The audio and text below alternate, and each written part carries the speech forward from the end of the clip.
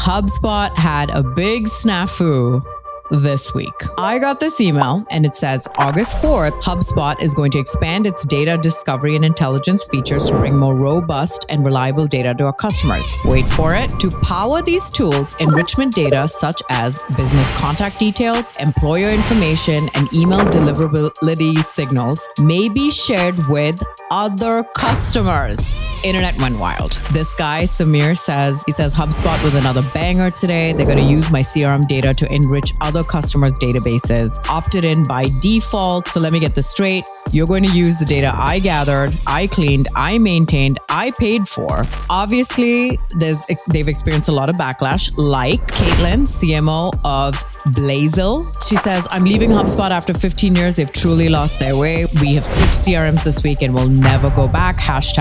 #boy bye. Spoiler alert. After all this backlash, right? Duncan Lennox, the Chief Product and Technology Officer at HubSpot, he puts out a post and he says, hey, I want to share something with our customers directly. We announced these changes to our terms of service that we should not have rolled out the way we did. We got this wrong and we are fixing it. We will not move forward with the terms of service changes that we announced on July 1st. Good on them for that. I think that is obviously the right play. Clearly people hated it. I will say, even if they didn't backtrack it, it really scares me, not because they're stealing my data thing, but because the HubSpot instances I've been in, most are a mess. And so if you're just taking that data and giving it to other people, the amount of data that's going to be wrong is going to be brutal. This episode is brought to you by our friends at Vector, the tool to make sure you're getting your ads in front of your exact buyers. You know, the people that are actually visiting your website, clicking your ads, researching your competitors, all so you can sell more stuff. Go check them out at vector.co. Hello, and guess what? Taz is finally back after a massive hiatus of PTO and fun stuff, I guess. We're back in Notorious B2B. Notorious B2B, and guess what? Episode 69. 69, baby. Almost there. Almost there. No, I was going to say, everybody get your mind out of the gutter, but clearly I was the only one whose mind was in the gutter. Tim's background, after me bullying him about the colors in his new office, he immediately changed it. So just so anyone knows, nagging and bullying works. Painting sucks, let me tell you. But yeah, did it. You do it yourself? Be in here. Oh yeah. Okay. Too cheap. Yeah. Not in this economy. We ain't paying anybody in this economy. Okay. We got a juicy docket. Very juicy. I think it's pretty juicy, especially our little urgent all hands. So. Urgent all hands. You know, sometimes I feel like we're so behind the game because our episodes are like a week late. But what I like sometimes is that drama happens. It gives whatever companies and other people a chance to respond. And then we get a more fuller story when we report on it during this call. And then yesterday I was on a podcast and it was supposed to be about landing pages. And the guy started off asking about our podcasts. And from our podcast creation, we spent half the time talking about that. And then the other half was about LinkedIn. And it was actually fun to talk about the podcast for once. The teasing here, I would be freaking out as if I was listening. Just give him the story. Oh my God. I'm just thinking about my conversation yesterday. Out. And he said like, how do you handle relevant topics? And I said, sometimes we don't because we're a week out. And I said, but it's an opinion podcast. It's not a news podcast. Okay. That's where I was going. It's coming. Okay. It's coming. You'll see. Wait for it. HubSpot. HubSpot had a big snafu this week. Okay. So we're going to talk about it. I got this email too because I am a customer of HubSpot. Are you, Timmy? I am, but I don't think I got the email. So that's... What? I'm in the free plan though. So they're probably like, I'm not going to waste my... then you're not a customer. Oh. Then you're not a customer. Well, I'm a user. My bad. You're a user. Yes. Which honestly, they should send it regardless. If anyone signed up for HubSpot, they should have gotten this email. I'm worth it. I got this email. And this is what it says. Well, actually, I got two emails. One, they said they were doing some extra charges on taxes or whatever, but maybe this one was to distract from the extra cost one. That's my theory. Okay. But HubSpot sends this email and it says, as we continue to improve our product services, we're making these updates to the enrichment features. And then it said on August 4th, HubSpot is going to expand its data discovery and intelligence features to bring more robust and reliable data to our customers. Wait for it. To power these tools, enrichment data such as business contact details, employer information, and email deliverability signals may be shared with other customers. As always, you have complete control of your settings and you can modify them anytime, and you can opt out of your data being used for the AI model training. Internet went wild. I mean, this is one of a few posts that I've seen. This guy, Semir, says he's the CEO of Sales Motion. He says HubSpot was another banger today. They're going to use my CRM data to enrich other customers' databases. Opted in by default. So let me get this straight. You're going to use the data I gathered, I cleaned, I maintained, I paid for. WTF, I'm no champion of GDPR. Most of us try to play the rules as best as we can, but this feels odd. And then basically he goes on. There's a bunch of, it's a bunch of reactions, almost 500. Every post I've seen is like 500, 600,000. People are going crazy. This person with a comment that says surprise meter, not surprised. That's funny because now LinkedIn has GIFs in the comments, GIFs for the other half of people. So that's funny that now we can do stuff like this. Okay, so obviously they've experienced a lot of backlash, like this person, Caitlin, CMO of Bigelow. Man, these software names. Bigelow. Okay, she says, I'm leaving HubSpot after 15 years. They've truly lost their way. What happened last week was an egregious final straw. And so she goes, we have switched CRMs this week and we'll never go back. #boy bye. Wow. So yeah. And she did it say what? She goes, no, she hasn't said that. I'm sure people have asked in the comments, but she had 2,000 reactions on her post. So her leaving HubSpot had more of a stir. It's a hook. It is a hook after 15 years. People are going wild. Oh, Dharmesh Shah, founder CTO at HubSpot, says, I am sincerely sorry we let you down. HubSpot is 20 years old and you are a customer for most of them. Thank you for all your support over so many years. For what it's worth, and it may not be much, we did reverse that decision. Best wishes. So spoiler alert. After all this backlash, right, we're reading you two of many posts. Duncan Lennox, the chief product and technology officer at HubSpot, he puts out a post and he says, hey, I want to share something with our customers directly. We announced these changes to our terms of service that we should not have rolled out the way we did. We made a mistake and we're reverting those changes completely. Here is some information. He's written about it in a more longer form post, which I'll read a little bit of, but you can go and see that as well. He got like almost 800 reactions on that, but he's basically saying, I'm sorry, your data belongs to you. That's always been a commitment and that won't change. We still believe there's a better way to prospect than the status quo, but we have to earn your trust as we build it. We'll take the time to do this right. And then in his article, he said, we got this wrong and we are fixing it. That is the headline. He says, we made a mistake. Nothing matters more to us than the trust of our customers. We're sorry about that. And so they're saying you control your data. It's always been a policy, will not change. What we're trying to do is we know how important prospecting is for customers to build pipeline. And for a long time, much of the market has treated outbound as a volume game using generic lists. So they essentially want to be able to enrich your data based on this information, kind of like how ZoomInfo has its own database. It enriches information, that kind of thing. Where is it enriching from? HubSpot was trying to play in the same space where they have this, we have a core database of all these people because your CRM data has provided that to us. And now we can enrich it for other people. And then it says, where did we go wrong? We did not meet the standard you expect from us. We should have been clear that what we were proposing and how it would work. We always intended for enrichment to remain strictly opt-in. So he says, how we'll do better from here. First, we will not move forward with the terms of service changes that we announced on July 1st. On the product side, we are reassessing how to make opting into contact enrichment clearer, more easily governable, and simpler to manage. We commit to you that we introduce new enrichment capabilities that make use of your data. They will be fully and transparently opt-in. You will have clear upfront control over whether you participate and how your data is used in this context. Yada, yada. Thank you for your feedback, pushback, honesty. We can and we will do better. Before I jump into the comments, I want to get your opinion because I don't want the comments to influence your opinion. So tell me what your thoughts are. Couldn't not read some of the comments, so it's already influenced me. I got to give you kudos to them for, backtracking. You took the feedback from the community, as you should, and you kind of backtracked. Good on them for that. I think that is obviously the right play. Clearly people hated it. I will say, even if they didn't backtrack it, it really scares me, not because the whole they're stealing my data thing, but because the HubSpot instances I've been in, most are a mess. And so if you're just taking that data and giving it to other people, the amount of data that's going to be wrong is going to be brutal. I know they probably have some checks and balances, but like, I don't know. I don't know if I trust everyone's CRM data, but I'm glad they kind of tracked it back.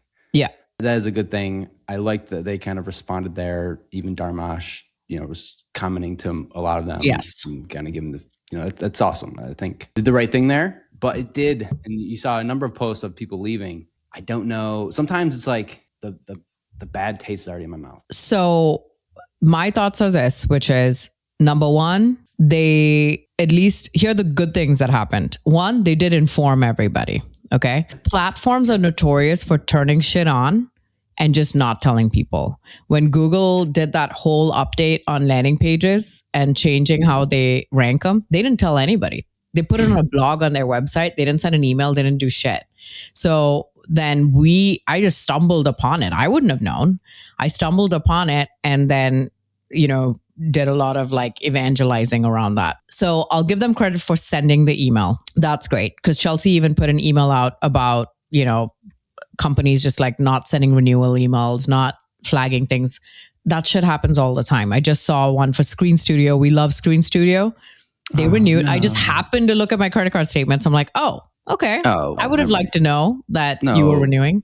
What? No. You don't think they should tell you? When you sign up, they say that they're not going to tell. But that doesn't make it okay, is what I'm saying. Just read. Okay, anyway. All right. So I do appreciate that they sent an email. It obviously caused a stir. And then the second thing is owning up to it. They're not using excuses. I mean, how many times have we read emails after something has happened, like with Apollo and everything else, where they put out stuff, they say a whole bunch of nothing. It's all PR-ified, right? But they responded. So within 4 days of that happening, they responded. They rolled it back, not just, hey, we're sorry. They rolled it back and they tried to explain what they were trying to do. They're saying that they're still going to work on some solutions, but this solution was probably not it. That's what his thing is saying, is like, hey, what we were trying to do was this. Where we went wrong was our, we did not meet the standard, even though our intent was to work with business card level professional details in a shared enrichment data set. The way we rolled this out made it feel like the relationship you have with your CRM was changing underneath you. That's on us and we are sorry. So they're saying we weren't going to take any super proprietary information, stuff that wasn't already out there to begin with. If we had first name, last name, we would have just filled in company name, email, if you think about the things that are on business card. But I think ultimately it comes down to the person who's in the CRM, whose data is empty, did not consent to having their business card shared around the entire universe of HubSpot, right? So it's not just they're doing wrong by their customers, the end user, Tim Davidson, Task Bober, if we're in multiple CRMs, we're getting shared with everybody else and giving them the ability to contact us, which is honestly pretty standard B2B. I was going to say, like, my everyone does this. Contact information is on every data provider. What are you talking about? Yeah, like, this that's is already happening. I didn't opt in all of them. I didn't opt in Info, Cognizum, and Leadfeeder and Apollo. Yeah. No shot. Yeah. I did not opt into all of them. Yeah, I didn't I think that's either. just standard. Yeah, but they faced a lot of backlash for it. And that's what they were trying to, probably their perspective was that exactly. This information's already out there. All these other enrichment providers, data providers are doing it. Why can't we? We have access to the largest database of contact information via our customers and their CRM. So I do wonder if that is actually the way they said it is actually the wrong part. Because I wonder, because now seeing that where he's saying we got this wrong and we were fixing it, and they're talking about business card level. So like the stuff that pretty much is you can just find from a LinkedIn profile. That's different than saying like we're going to enrich data from basically all of our customers' CRM.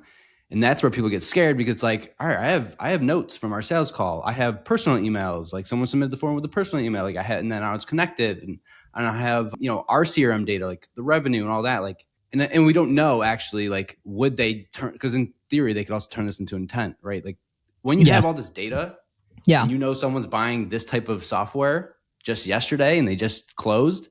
That's like partnership stuff. Like people do that stuff all the time with partners. Yeah. Like that could be, I don't know if they were going that way, but if that was the case, then that's a little bit different. If you're just saying we're going to enrich it with job titles and company names and industries and company level stuff, it could be different because you could find that on ZoomInfo. You can find that on Clearbit, who they acquired. So I'm surprised they don't just use that. I think if they said it in a way that was like, hey, our enrichment capabilities have improved so that any incomplete data in your database will pull on business card level, details, right? Similar to like a ZoomInfo, whatever. It may not have triggered something, but it was the line that said, this data will be now shared with other customers. And so he says, I also want to take this moment to clarify our commitment to customers that your CRM data, your contacts, notes, deals, call recordings, custom fields, and customer records belong to you. It should not be used without your permission and never in ways you don't expect. So that's what they're trying to say is like, hey, we're going to enrich it with some of the data, but not all of it. But I still feel like people should have the ability to opt in manually for that and not have them default opted into that. So on that note, if you look through some of the comments, some people were like, hey, love that you guys took ownership, you reversed it. What I recommend in the future is this, that, and the, obviously everyone becomes a freaking expert, right?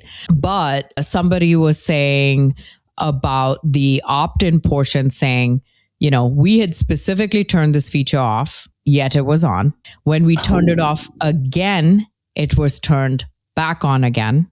How are you ensuring to your customers that you are deleting all of the customer information that you obtained by turning on this feature and that it is not used in your quote commercial database or data set? So there are people who are still like, dude, you default opted us in.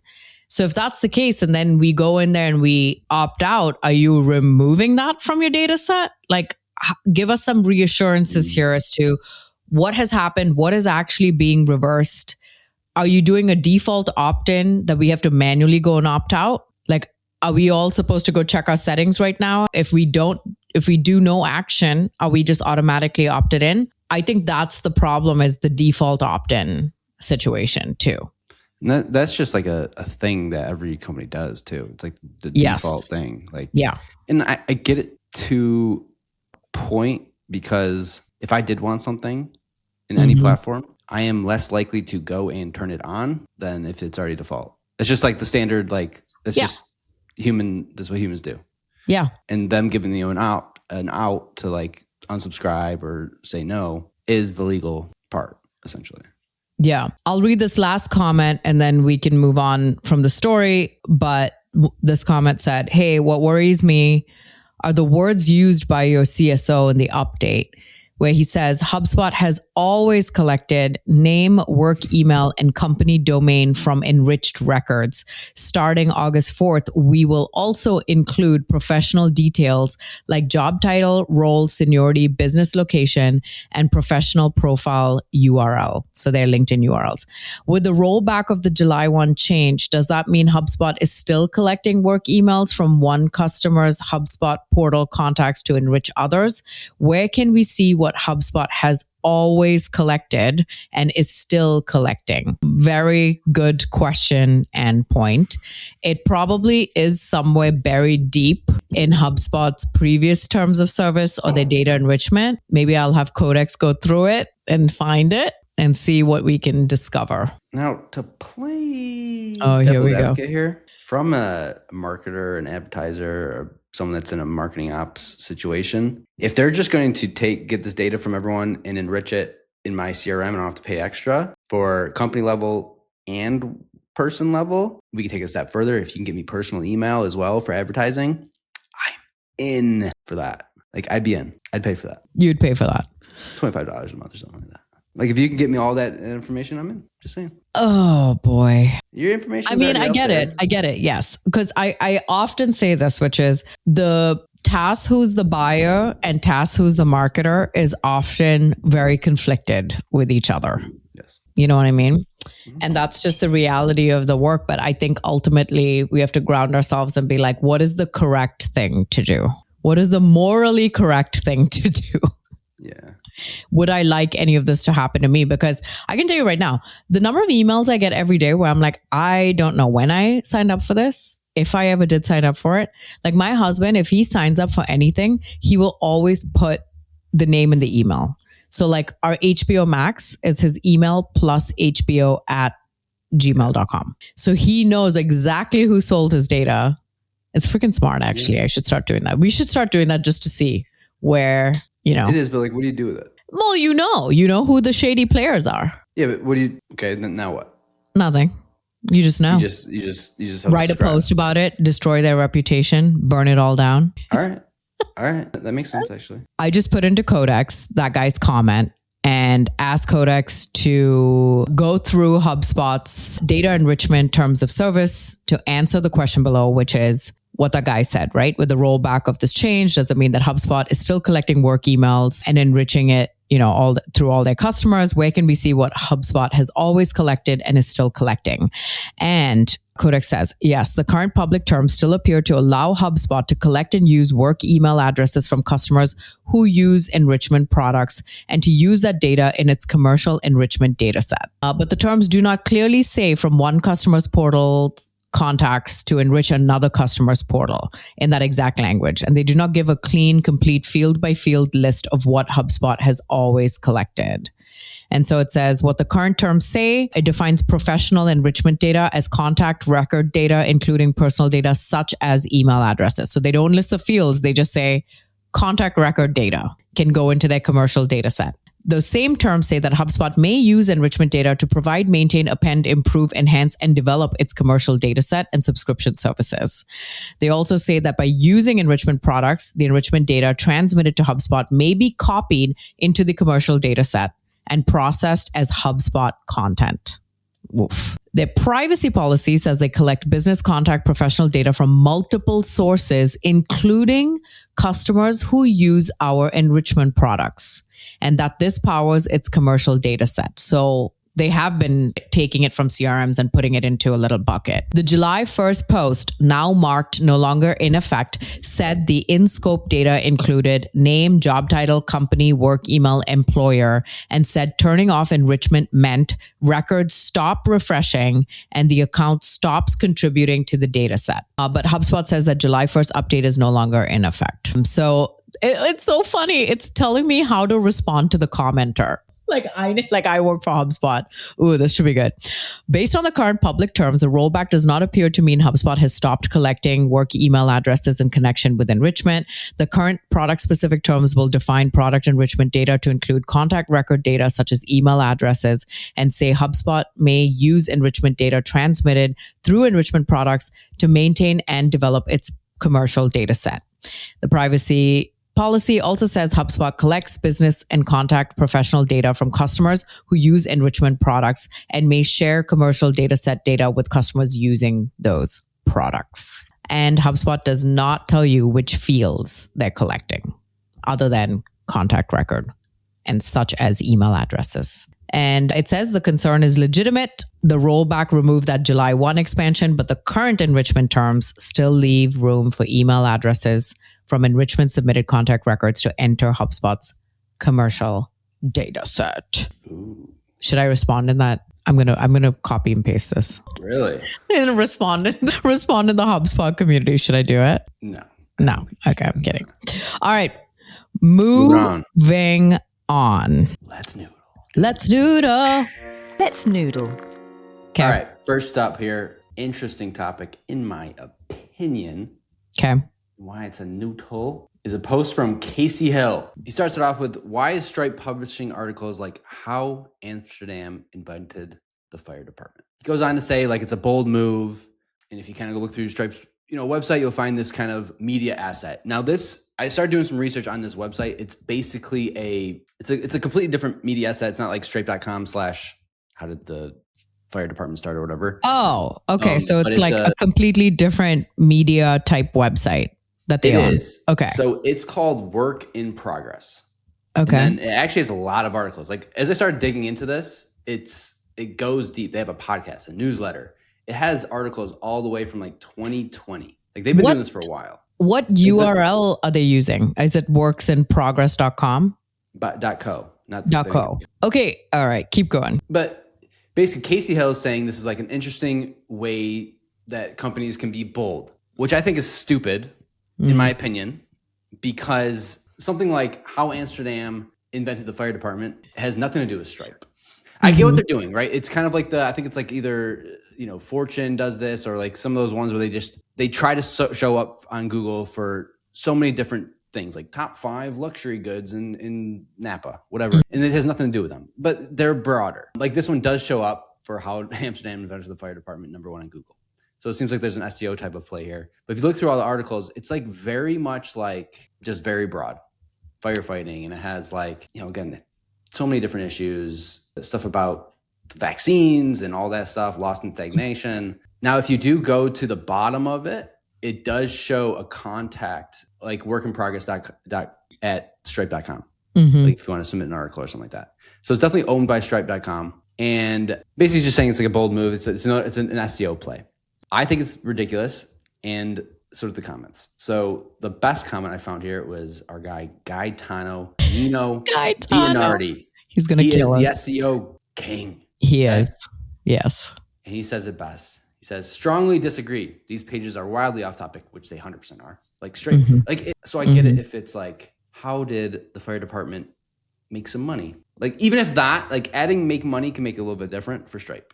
They've brought TAM, I get it. But he says, these pages are wildly off topic. SaaS companies trying to do marketing like The Atlantic or The Economist. Economist is one of the bad ones in this. Is a recipe for failure. Bring a new newsletter to 50K subscribers where a fraction of them are relevant ICPs makes no sense. I get the spirit of this post to be bold, be different or whatever, but this just ain't it.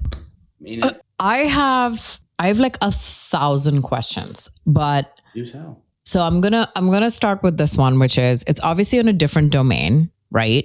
So what is the SEO benefit to Stripe? Is it just that the backlinks to Stripe from the footer? Because the articles don't have anything to do with Stripe, so they wouldn't backlink from the articles to Stripe. So it's not like there's even the benefit of going back and forth between them. So is that the play? Is it a media company play? I mean, to be fair, you do LinkedIn ads for ABM. I do landing pages for B2B SaaS, paid landing pages. We have Notorious B2B. Has nothing to do with either, but the B2B part, we're still in the universe of B2B. This is not in the universe. Yeah, this is not in the universe at all. You know who searches for that? You know who searches for that fire department Nashville thing or whatever? My grandma, who worked at a school, who has zero Stripe buying. But say she's at the dinner table with you. It's Thanksgiving. And she says, Timothy. No. Okay. All right. Timothy, do you know fun fact about Amsterdam and the fire department? You're like, oh, cool. That's really interesting, Grandma. Where'd you learn that? She goes, Stripe. And you're like, dang, I'm influenced. I'm going to use Stripe now. She would 100% say internet. Internet. She would say internet or World Wide Web. World Wide Web. So the thing about this, like, I get you can show up for SEO on, first page. And I do think, because they have a podcast and a newsletter, and it does sound like they have like 50K subscribers. I think it is a media company, and you can get essentially free advertising, because if it's your company, you put Stripe in there. So like there was a comment that in one of the newsletters, they do mention Stripe in it. That's it. So I get that. I get it, right? All right. But it's just not even like close. Like this is so broad. Like I just don't even get it. It's like saying someone saying like, hey, let's go sponsor, this podcast. And it's like just like a broad podcast that is literally like ICP is everyone, literally the world, right? It's like, does that really add up to Stripe? I'm not sure. Yeah, I don't know if it's worth investment and time. I mean, obviously, you probably got a whole team working on that, and to what benefit? Yeah, like you look through these articles, it's got different authors for most. Like, there's some repeat ones, obviously, but like a lot of it is different authors. I'm sure there's AI in it. It's like to save time and all that, but like it's a good website. Like it's fine. Like, but what are you trying to sell here? Unless their play is to sell something else. There's a print magazine. I think we need a print magazine. It's a print magazine, like a physical There one? is one. Yeah. Oh, what You is can the subscribe for it podcast? for $100 What's the to receive podcast 6 called? Beautiful issues. Podcast, I'm assuming it's called Work in Progress. It's Work in Progress. Wow. Is there a way? 53,000 subscribers. 3,000? 53,000. Ooh, 53,000. Okay. I mean, Gaetano is right. But also there are some people who are like, I'm not doing this for, the pipeline or whatever. I'm doing this as, like just for fun or creative project or whatever. Maybe it's like the CEO's like, I've always wanted to own my own publication. Make it happen. We have enough money. That's now. fair. If the CEO, yes. If the CEO is doing it, yes, they can do whatever they want. If this is a side project, yes, do whatever you want. You can spend all the money in the world. But I know they have investors. Aren't they public? Like who are they answering to? Yeah, I don't know. They're always looked at as like the gold standard of websites. Every time you ask someone like, what's the website that you like? Everyone always says, oh, I love Stripe's website, and then Anthony Pieri and those guys, they use them as an example for positioning all the time. Like Stripe has 1,500 products, but they always lead with payments or something like that. So it's just so interesting. Okay, so here's what I found on the internet. You ready? Dude. I said, why does Stripe have the company works in progress? It has nothing to do with Stripe. And it says, Stripe has works in progress because it's part of Stripe's broader, quote, ideas for progress brand, not because it directly sells payments. Works in Progress describes itself as a magazine of new and underrated ideas to improve the world, covering growth, tech, policy, science, cities, energy, etc. And its own about page says it is now part of Stripe. So they used to exist independently and then Stripe bought them because it says it is now part of Stripe.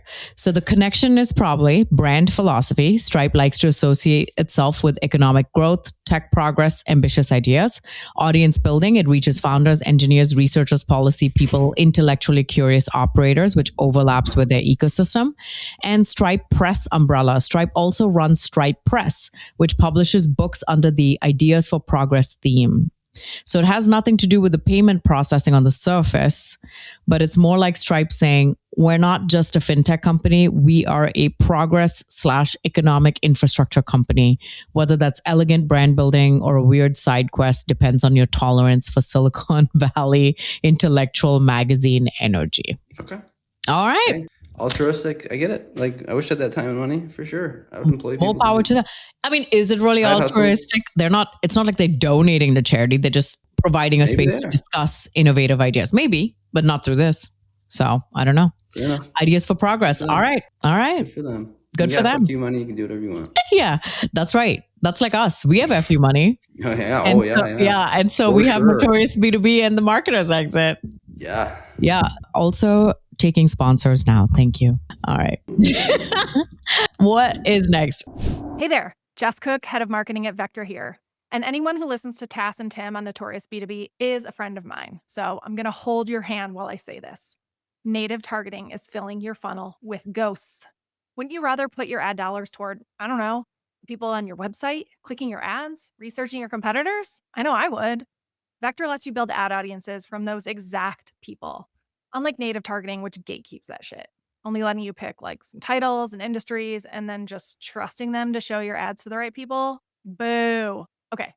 Rant over, go to vector.co and get your ad audiences right.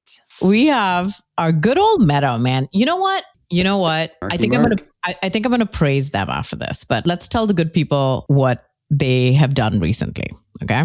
Rebecca Boltzma, AI ethics researcher. Interesting. Her post says, hey, Meta AI, steal a picture of Christopher Penn directly from his Instagram profile without telling him and make a picture of us at Taylor Swift's wedding. That was her prompt. And then she says, first of all, Chris, this is actually pretty wrong. But the internet is abuzz about Meta's new image model released today because it's letting anyone mention any public Instagram account in your prompt and it creates new images of them or their content. So you are automatically opted in. Dang it. These freaking companies, man, and the auto opt-in. Sure. Wow. Well, your public photos / public account, you also won't get notified when someone uses your content, which is kind of the whole AI game at this point, right? If we're being totally realistic here, anyone can use any image of you at any time right now to create an AI image, right? So this doesn't seem particularly new, but I still don't love it. I guess this removes the whole download/upload barrier. Anyway, if you want to opt out, go to settings, privacy, sharing and reuse. Allow people to use your content on Instagram and with AI features on Meta. Toggle off the switches for posts and reels, apparently, because I just tried and it's not there yet. So I guess make as many pictures of me as you want. What a time to be alive. That's funny.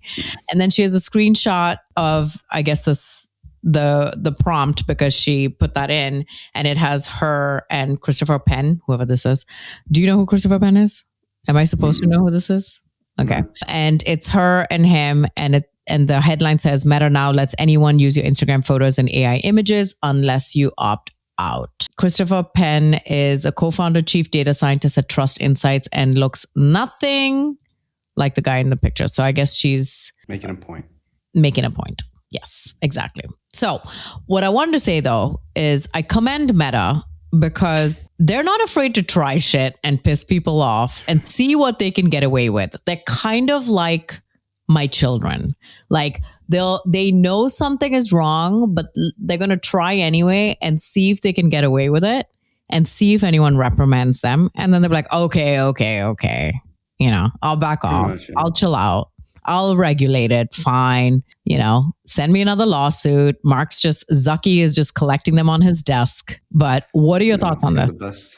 Get the best lawyers in the world. Honestly, I thought they were already doing this. So good for them. Now you can just at someone and just do it, you know, just like, hey, I was at Taylor Swift's wedding. So it is interesting that you can actually like make something specifically. But I did think if you put your stuff on Instagram, TikTok, whatever it is, it's public. Yes. You don't have I'm pretty sure you don't own it anymore. You don't own it anymore. So they can do whatever they want. So I just thought they were always doing that. What is the interesting part is that you can actually like say, you know, at Taz, I'm going to make an image of you essentially. Now, that's very interesting. Now I wonder if they have to be friends or like, can you just do anyone? No, anyone, as long as it's public is what it says. So as long as it's a public profile and you're putting stuff out there, I mean, everybody should know. If you don't already know, almost all terms and services on any of these platforms where you share content, so our LinkedIn content, anyway you send, you know, you share pictures and you upload and they are hosting it and holding it, they consider that their content, just so you know. We went through the same thing with CapCut. Anything you produce in theirs is theirs. That one caused a scene because it's not like publicly available stuff. Right. But this is very true. All our LinkedIn content could go away tomorrow and LinkedIn is not under any obligation to hand that back to you, which is why I have a copy and paste database, my resource hub of all my LinkedIn content, because I don't want to lose that, obviously. Yeah. But yeah. I do find it interesting because like for anyone that used Sora, you could create videos about yourself. Yeah. Right. But if you uploaded an image of someone to try to create like a video of them, unless it was you, it was very hard it would flag it. So it really wouldn't let you do that. And then it got to a point where you're able to like tag people that had profiles and then create videos of them, but only if they opted into it. So like you'd have to say like, yes, people can use me for other videos. A lot of people didn't. So you could a lot of like the famous people, like at one point, I think it was like Mark Cuban, he didn't allow you to do it. And then he did switch it to do that. And like Snoop Dogg and all like the big famous people, like they didn't allow you to do it. So like you tried to tag them and you couldn't like say like, you know, at Snoop Dogg and a video of me walking down the street or whatever it is. You couldn't do that. Yeah. So I'm surprised that they're able to do this on Meta, like legally, I guess. I don't know if it's legal or not. I don't know if it's just more of like standards, but it's interesting. I think for most people, maybe they don't care. It's the celebrities that are going to have an issue, obviously, because you can fabricate a lot of where they're going and what they're doing, and that impacts their lives. I will say this, which is every night my son will give me some random prompt like, Mommy, I want to see a talking Spider-Man bird. This is what he asked me for the other day. Okay. So yeah, it came out actually really nice on Gemini. And then, so it will do it for Spidey. Like Spider-Man, it did it. There's a Spider-Man looking parakeet and he's got webs and everything. Cool. Then he said he wanted to see it with the Hulk. When I did it with the Hulk, it refused to do it. It said, I can't because of third-party violations. I'm like, okay. But it did it with the Flash. It wouldn't do it with Ghost Spider and Spin, which was the Amazing Friends. So certain ones, yes, certain ones, no. And I think ultimately it's going to be one of those things where, yeah, you have to opt in, opt out, but Meta's going to make it so you can have some fun with it first before they face backlash and then they roll back, you know? Someone's going to create something and Yes. someone's going to get in trouble. Someone with big pockets is going to take him down or something. Yes. There's going to be something like that. Something. I don't actually think, but like, thing is, people do this all the time. Oh yeah. I mean, without you don't, these things. yes, you don't even need to do it on Meta. No, You there's literally, way around.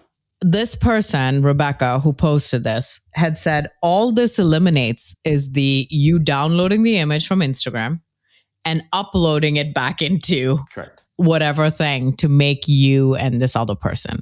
You could even like, I wonder if you could do that. You could download a Taylor Swift image and upload it and say, hey, here's me and my friend put us together in a picture, and not say, hey, this is Taylor Swift. So and I wonder if you there's could always a do it that workaround too. Yeah. Even if it says, oh, we know this is Taylor Swift, if you upload it with, like, you put it into Canva and you change the filter a little bit, just enough, and it will, like, there was a lot of Sora hacks for this type of stuff. Wow. I Like, was going to if you say, put- you seem to be very well versed in this. Because in Sora, I tried to make videos of me and my son, but if I uploaded my son, it would say, no, it's a human. But if I uploaded it with a different filter on it, it would allow me. Or if I create him as a cartoon, but then say, can you make this cartoon look like a real person? It would just switch it Oh my essentially. God. Your poor son getting his picture uploaded into AI for everybody to use. Look at you. No, it wasn't. It was a cartoon. Yeah. It was a cartoon of him. No, cartoon. it wouldn't be perfect, right? Like Yeah. as you switch things over and over and over, it's not going to be my as God. good. Like it didn't look like him as well, but then you add to the prompt. It was cute. All right. Boom. Fine. Fair. And so it shut down. So the data's gone. So who cares? Fair. All right. Moving on to big prompt energy. Big prompt energy. But this one's heartwarming. Oh, this one is so wholesome. Okay, so we were super excited about this one because usually when we cover AI news, it's either boring, it's the same old bullshit, Layoff. a bunch of layoffs. It's always something depressing about how we're going to lose our jobs. But here's an instance of AI actually helping somebody with kind of a big health issue. Okay, so Kate Udalova, you actually sent me the story. Yeah, Udalova. She said, earlier this year, I started losing my vision. Months later, an AI agent my husband built found out what was wrong. My case turned out to be rare and atypical. And even though I had a brilliant team of doctors, none of them had seen anything like it before. They kept building hypotheses and running tests, some of them complicated and painful, and nothing confirmed. Meanwhile, I was starting to see less and less. So she was losing her eyesight. So in a moment of despair, Vladimir, her husband, built an AI agent on top of Claude, GPT, and Gemini and gave it my whole history, labs, symptoms, dates, everything. Among the things that the agent found were papers by Dr. Maria Asina Nagel that described something very close to what was happening to me. My doctors reviewed the research, agreed, and changed the treatment. The diagnosis, severe optic neuropathy caused by VZV reactivation. I'm recovering now, and I've thought a lot about the fact that the research had been published for years. It was just out of reach. AI didn't save me. My doctors did. My husband did. Technology just put the right knowledge into the right hands at the right moment, which, if you think about it, is the whole job of learning. Grateful to be back. How cool is that? Almost. That's so cool. Yeah. That's wild. She's got 3,500 reactions, 139 comments, 90 reposts. Obviously, a lot of praise and applause for her recovering, and a lot of people praising her for how she's framed the story, that it's not that, like, AI cured her or whatever, but it gave her access to this thing that was just out of reach, and she would have never found it. I mean, they would have spent years, they would have maybe never found it. No one knows how this could have happened, but what a cool story. And she has a picture of That's her so cool. at the hospital. That's So, wild. Like, good for the husband taking action on that. Just like, wonder what the prompt was. wonder if you can put a playbook on LinkedIn. Please don't. But No, please I don't. also just wonder, like, because you know how it is working with AI. Like, there's a lot of back and forth, and like, I do wonder what that process looked like, because you can't just give it all that stuff and be like, figure this out. But like, what was the prompt? And I'm sure it gave it some like crap answer. And it's like, no, this is what I'm looking for. Like, I am curious like what it looked like, but that's just so amazing. The story made it sound like it was the first one, but I do wonder, like, because I'm sure there's more than one possibility. Yes. So I wonder if it's like, all right, doctors, here's 3, or all right, here's something we should try. That didn't work. Let's try this other one. Obviously, at this point, it's like, there's nothing to lose. Yeah, exactly. Like it could be this, it could be that. This is not something we've considered. Yeah. Then the doctors review the research and go, maybe this is it. So that's awesome. Love that. Obviously, what a cool thing for a husband to also have thought of and done, the lab works, putting all that stuff, and then using 3 separate LLMs too. He didn't rely solely on one. So that's... Someone knows their stuff. Yeah, they do. Someone knows what they're doing. So there's that too. Like, this is not I'm just gonna put in ChatGPT. No, this person knew their stuff. Yeah, they knew their shit. Vladimir is no ordinary AI prompter. Okay, moving on to just flagging. Just flagging. All right, what do we got? This is an interesting update. Tell me about it. All right, big update here. Google Search Console. I feel like I have not heard about that in a long time. Do people still use it? Yes, but I don't think it's been updated in a bit, right? Yes, you're right. Otto Carvanion. Man, why do people have such hard names? What? What's your name? Isn't it like Tasmanian or something like that? No, it's Jessica actually. So, No, what's your full name? What is it? Jessica Smith. It's Tas1. All right. Yeah, you shouldn't say anything. That's easier than that. I got so. All right. But he says, huge new update to Google Search Console. Google just added a new property called Platform Properties to Search Console, which allows you to track how your Instagram, TikTok, X, and YouTube content is performing on Google Search and Discover. The impact of social media and other websites on your search visibility has been growing and growing in traditional SEO and increasingly in GEO. And the fact that you can now track 4 of the main platforms directly through Google Search Console is a great new addition. Though, man, I wish this included LinkedIn as well. Fact. Oh, yeah. Why doesn't this include LinkedIn? They show up. Dang it. LinkedIn does show up in Google search. Like if you search for something, it'll show up posts about it. It's so silly. Okay, yeah, he's right. So behind. It's ridiculous. This also means that brands that don't even have a website, for example, personal brands or companies that don't rely on traditional website, because you asked this earlier when we were going through this, can now start tracking their search visibility through how their social media content is ranking. The new property is rolling out gradually over the next couple of weeks, and I'm good on Google, by the way, because those are basically all their big competitors. They want to take the money from them. Now you're giving people some search visibility. Let's go. Yeah, I'm down for that. I will be that. Yeah, my big question was, how would that work if you're like a personal brand? It would be easy to do Notorious B2B, and then we have our Instagram and TikTok and YouTube. But then what if it's just TaskBober? I don't have a TaskBober website. Actually, I do, technically, but not in the capacity that we think of with Google Search Console. So I have my sites set up on there and I get notifications. I go fix this and that and the other. So I guess I could for the Scroll Lab, but I wonder, how would you add it for yourself? Would you just do it through like a personal? I don't know. So anyway, I'm wondering, like, I'd have to just do some type in Timothy Davidson, but like there's more than one Timothy Davidson. Mm-hmm. Do I have to like point out who I am? Yes. But how does that connect it? Because like you can't always get, I literally cannot get Tim Davidson in all the platforms. Yeah. Everyone else has them. So now it's like, what is your Instagram handle? It's something obnoxious. It's like Tim_Davidson_marketing_. We'll have multiple. That's the thing. Oh, what? I only have 2 of your accounts. Your personal and your business. You have multiple? Yeah. I do have a Tim Davidson Sorrow one at one point. Oh my God. Your horror fan. Yeah, I got like Tim_Davidson B2B marketing or something like that. I have like TA Davidson 41. I have like, because I can't find Tim Davidson. I can't even get the email. So like, how does that work? What I'm curious. I don't know. I can't get the website. Can't get TimDavidson.com. I don't have these issues with my name that you were making fun of not too long ago. So, but it is cool. I think this is really cool. But again, like, I'm going to play with it a little bit and just see what we can come back with, because I'm interested on the YouTube search portion for Notorious BB too. Oh, yeah. You know what I mean? Well, I think I do understand it now because you connect your TikTok and your Google and all those accounts. So yeah, you just look for how you're searching, how you're showing up for those accounts. Essentially, that's basically all it is. Yeah, exactly. LinkedIn though, come on. Yeah, I know. Let's make a deal here. Get on that. Like this would be like what? I know, but LinkedIn's under the Microsoft umbrella. Microsoft is not going to play that game with Google right now. So. Oh, you think Meta and Google are best friends? No, but they're not as bad of friends as Microsoft and Google, right? You think TikTok's BFFs? I have no idea. No. X? Elon hates Google. Okay, you're right. Fine. Whatever. Right? Yeah.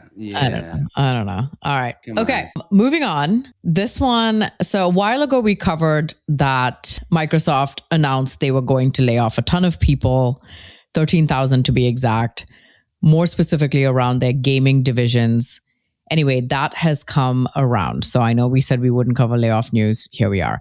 But the reason why we're covering this story is because there is one gentleman who is the vice president of the X platform side.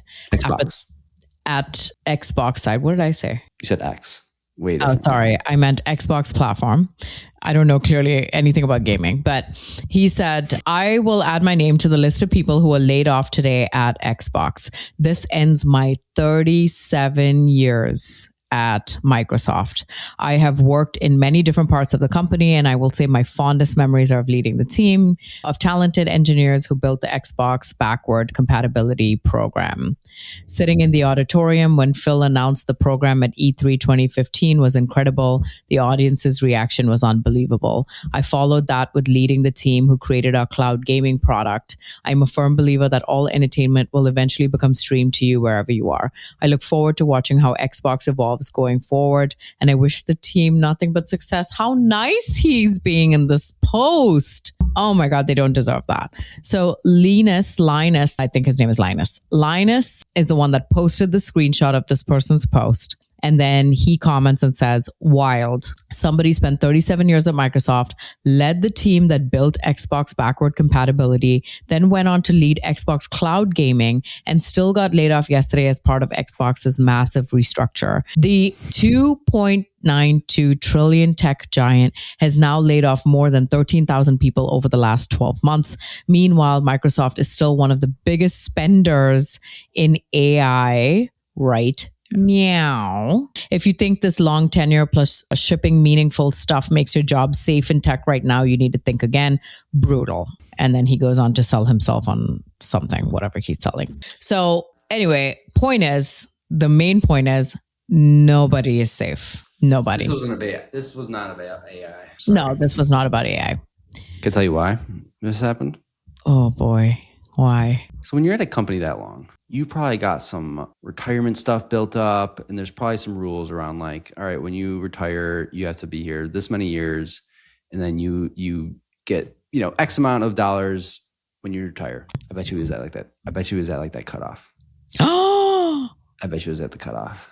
This is a good time. AI, you can blame it on AI. I bet you it was at that cutoff. I bet you this guy's got a ton of money, by the way. I'm pretty sure he's not hurting. Yeah. But I do think there was probably, I think with his 37 years, you probably either make too much and like, it's just like, all right, it's just economics at this point. Like, let's fire this person, get someone that can work faster and it costs less. Yeah. Or we don't need your middle management. Like, good on you. He didn't say like it was an email or 6 a.m. text or anything. So it sounds like it was a decent let go. But I feel like he probably made a bunch of money. I'm sure he had a bunch of stock. 37 years. Like, yeah. Yeah, 1989 to now. If you put $100, I don't know how much money. Wait, I did not even put the connection together that he started working there the year I was born. Yeah. He was not there for IPO though. I checked. 1986 they IPO'd. Dang, 1986. Yeah, I know. Oh my God. He worked there my entire life. That's insane. Yeah. No, yeah, you're right. Yeah, he did. Yeah. Oh my God. In 1990, when I was toddling around and I couldn't say anything, I had fat little rolls on my legs. He was sitting in meetings circling back. That is insane. Yeah. Oh my God. That hits me harder now. I mean, I'm sure he's fine. He's living in probably a very rich house, big house, somewhere writing this post. He might have some gambling. I don't know. We don't know. He may have some stuff he does. He might have some weird stuff. I don't know. Okay. He could be. All right. On that note, we need some happier, funnier things. So let's move to Closed one. Closed one. I sent you this post because Anthony Pieri, partner at Fletch PMM, if you don't know him, he's always on LinkedIn, roaming around, half the time trolling, but most of the time posting about positioning and stuff. But it was funny because earlier this week, I have these mom group chats and they're so sweet and so supportive. And they're like, yeah, I listened to your podcast, even though I don't know what the hell you're talking about. It's so cute. So one of them's like, I love listening to your B2B podcast. It's so interesting. And then another one's like, what's B2B? And I'm like, oh my God. So I obviously posted that on LinkedIn and people were like, oh, I'm envious that they don't know. And then Anthony posts this B2B marketing glossary that I think is important if anybody is entering B2B or wants to know about B2B. I think these are really funny. I helped him with one of these a while ago, but let's go through some of the honest B2B marketing glossary. Okay. I'm going to say it. You're going to react. Okay. All right. CMO. Defined as 7-figure comp package for hiring a 7-figure brand agency. Where's Patagonia? Not wrong. Not wrong. Although I feel like I would have just said like in meetings CEO, all day. Right? I would have just said in meetings all day. In meetings all day. And there isn't it like pants. What pants? You know that image of like someone in a suit that's like, I can tell when you were born based off of your suit, and it's like that brown suit that's like huge, like. You know what I'm talking about? Yeah. No. Okay. Demand generation marketer in charge of lead gen. I don't know why you thought that one was funny. Okay. Brand marketer in charge of ordering the company hoodies. Oh, well, that's rude, but yeah. Yeah, that's rude, but yeah. If I was brand marketing, I'd be like, yeah. Yeah. Okay. Product marketer just talks about outcomes, can't remember their login to the product. Honestly, I don't even know what product marketing does. Like, Stop it. No, I do. But do you market product? Oh, okay. Yeah. That's fair. Content marketer, the only Gen Alpha hire, makes TikTok videos. B2B would never allow them to just make TikTok videos. That's just not going to happen. Some do. Who? Well, you can't just do TikTok. It would be Instagram. Yeah. GTM engineer is a spam cannon operator. Oof, man, he went brutal with this one. Brutal. Okay. Customer marketer writes customer testimonials, isn't allowed to talk to customers. Oh my God. That's extra facts. This is so facts because when I was in-house at a company, I'm not going to say which company, and I remember telling the customer marketer, I was like, hey, can you ask this customer for to confirm whether this person still works there? And she's like, oh, I'm not allowed to talk to the customer. And I'm like, you're in customer marketing. What do you mean? She goes, yeah. And then she says, our CMO said that I can't talk to them. I'm like, okay, interesting. So that is actually too true. Marketing engine. I don't get it. Yeah, I don't understand. Don't even have a customer marketing team or customer marketers then if they can't talk to the customer. Okay. Well, they're marketing. They're marketing customers. They're not talking. Oh, stop it. You support it then? I do now. Oh my God. Okay. Marketing engineer has a GitHub account. Do they now? I was going to say it has a cloud account. Yeah. It's a cloud account. Anthony should have really run this by me before posting it. He did it last time. I'm like, he's acting like he knows what any of this is. Okay. He's just not as funny as us. That's the thing. That's the thing. Yeah. We'll redo this and make it funnier and be like, Anthony's was fine. Ours is going to be better. Okay. PR, getting the government to say your models are too dangerous to be used. What kind of AI models? Yeah. Differentiation, adding, quote, we're more than a dash before your product category. We are more than just a video tool, like that. Positioning. No, differentiation. I get it. It's just not as funny. It's just not. Oh, so sad. Positioning, calling yourself AI native. That's fair.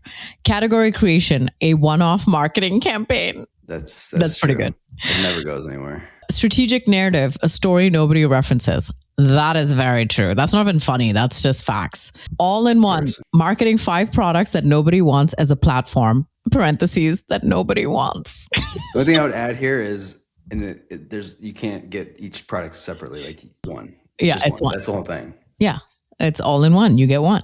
G2, reviews that you buy. Oh, I mean, they are pay to play now. That's true, actually. Yeah, again, it's true. Case studies, short form fiction writing. Okay, that one's funny. Intent data, a nice thought. That's true. ABM, having a 6 cent subscription nobody uses. That's true. Honestly, ABM is more like an ABM platform, not ABM. But ABM platform is just like the accuracy. Even they say, 30% accuracy is really good. That's industry benchmark. They convince you that their match rate is like supposed to be terrible. Anyway, battle cards, something sales will never use. That's factual. So factual. They only get used if you sign out a new agency. Here's our battle cards. And that's pretty much it. It's something you send people when when you bring them on that no one looks at.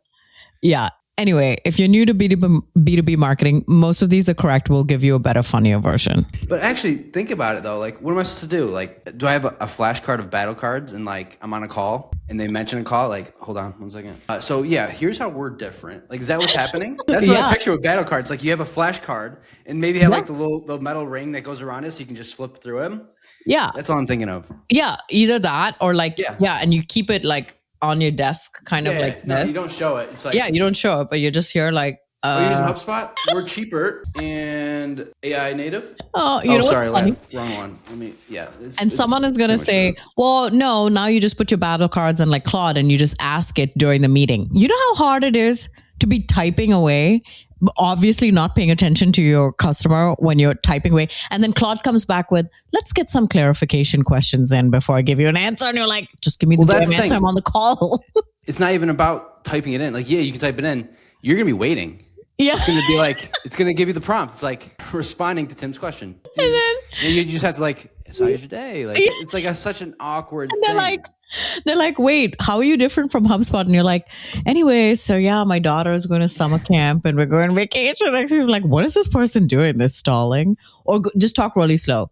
So the difference between HubSpot and us is, back in school when you used to just make up shit in your final exams and you just say the same sentence, but in a different way. Oh, yeah. Yeah, exactly like that. Yeah, so we did this. Then we did this, though, also when we did that. And additionally... That's how we did it. Okay. I used to do it all the time. What's next? Moving on, Stella Latanazio says, I love her. Every app saves me 168 hours a week. AI Bro 2026. Screenshot here. Normal people. So this is a MacBook.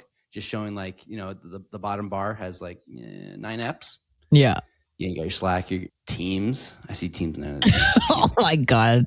And then the AI Bro has 36 apps. Honestly, and I think it's hilarious because it's what I've been doing recently and it's so freaking annoying. I have gotten apps, I listen to things like Startup Ideas podcast, and then we talked about marketing against the grain, how we have to take breaks from it because they just make you want to go try testing out new shit. And honestly, there was one episode where this guy was like, here are the 10 AI tools I used. And I think I went and downloaded 8 of them. And I could not tell you a single name of them or where to find them right now on my computer. I'm like, I forgot what they do. I don't even use them. I don't know where it is lurking around my computer right now. But that is so freaking true. I didn't even know the bars. Can the bottom of that actually expand that with code? Much? Codex, I'm sure you can do whatever you want. I do like Codex. I use it for everything. Okay. The funny thing about those is that every app saves me 168 hours a week. For me, just recently, I took a 3-minute task, literally a 3-minute task, and I spent 5 to 6 hours trying to automate it. Yeah. The return on that time invested is 3 years. Yeah.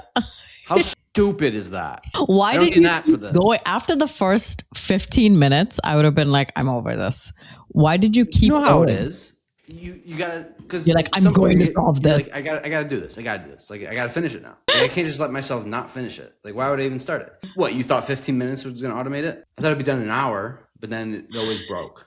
It sounds like a prompting error. It sounds like user error. Yeah. All right, we're going to finish it off with this post from Justina Pero, fractional head of content and ghostwriter. If you didn't know or hear about it, 2 people climbed the Empire State Building with masks on. Obviously, somehow got past all the security and everything, climbed all the way to the top and put a flag up there. I think the original said something like, make love, not war, or something like that. Anyway, it was something about love and peace and whatever. And then it looked like he had proposed to her up there. And then they kissed. They came down. Police were waiting for them, took them in to questioning, all that stuff, or all that fun stuff. But people were applauding their efforts. Also, I would like to point out how freaking jacked she is. She looks amazing. That's like what I would How you love. get up there without it? Like, I would that love my blanket body. thing is probably like 50 pounds. I would love my body to look like that. However, you know, I'm apparently not as dedicated. The sun. It's just angles there. It's the sun. All right. Okay. Anyway, so Justina made a version of this that's a carousel and of that flag. And she said, if I was the one on the Empire State Building, and the first one says, no, I didn't use AI to write this. That's on the flag. Fix the LinkedIn algorithm. Fact. Nobody believes you made 30K last month. Damn. Well, unless it was you or Kaylee, in which case that's actually lowballing. 58. Yeah, 58. We need a better name for AEO. What's AEO? Isn't it? Autonomous? No, it's AI SEO. Where's the I? Whatever. Just No, it's the A. not. Just the A. Isn't it? AI. It's artificial engine optimization. Ooh, yes. Yeah, Let's better go with name that. for Let's go with that. much. Wouldn't it be AIEO? I don't know. AIEO. Okay. 40-hour work weeks are a scam. Very true. That's why I don't work them. Just that it takes up more of your life working than you do like having a life, basically living. Yeah. Your blog still matters. Does it? Maybe. I don't know. Maybe. We've been publishing articles on the Scroll Lab. What is a blog? Who even made up? Why is it a blog? Why isn't it an article? I call it just articles. I don't call it a blog. I've always disliked the name blog. It just always felt so juvenile. Like I was writing on, what was that old, like back in the day, everyone could start a blog on this, WordPress? like, no, it wasn't WordPress. It was something else. But anyway. You're talking about typewriters? That's back in your day? No. Okay. AI hasn't shortened anyone's workday. Do you believe that? It actually, I don't know about that. in your case, it has made it longer for sure. It's so annoying. It's addicting though, also. Yes, Weird. it is. It is. Pay my invoice. Oh my God. Yes. Please pay your freaking invoices. I literally sent you guys in the group chat today, me singing Bitch Better Have My Money by Rihanna, and said that that's how I'm going to follow up on invoice payments from now on. Maybe we can play that at the end. I don't know. We might get kicked off. Yeah. Well, mainly for copyright, not because we're obnoxious. But anywho, that's all we have today. Let us know your thoughts. Which story was your favorite? Please like and subscribe because it helps us. And we'll see you next time. Review us if you want. 5 stars is great, but if not, Then don't review us. No, do it, but say it with your chest. Like, tell us for real. Give us the real deals. No. Don't if you have sugarcoat nothing nice to say, don't say anything at all. Okay. Nah, you want that. Give it to us. Okay, retention rate. Hey, big shout out to Vector for sponsoring and for giving marketers one less thing to swear about, because nothing spikes your blood pressure like targeting that doesn't target. Am I right? Build audiences by name at vector.co. Your swear jar will thank you. I promise. Go check them out. Vector.co.